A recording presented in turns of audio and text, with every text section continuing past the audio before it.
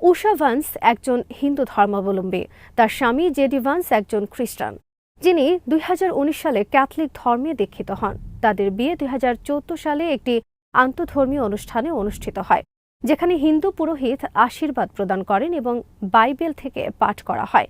২০২৫ সালের এপ্রিল মাসে উষা ভান্স তার স্বামী ও ৩ সন্তান সহ ভারতে একটি ৪ দিনের সফরে আসেন। এই সফরে তারা আগ্রা, জয়পুর এবং দিল্লির বিভিন্ন সাংস্কৃতিক স্থানে ভ্রমণ করেন, যার মধ্যে আকসারধাম মন্দির, তাজমহল এবং আমির ফোর্ট অন্তর্ভুক্ত। জেডি ভান্স গুড ফ্রাইডে উপলক্ষে রোমে তার সময় কাটানোর জন্য কৃতজ্ঞতা প্রকাশ করলে কিছু সমালোচক তাকে ভুয়া খ্রিস্টান বলে আখ্যা দেন, কারণ তার স্ত্রী একজন হিন্দু। তাদের হিন্দু বিয়ের ছবি সামাজিক মাধ্যমে পুনরায় শেয়ার করে তাকে ট্রোল করা হয়।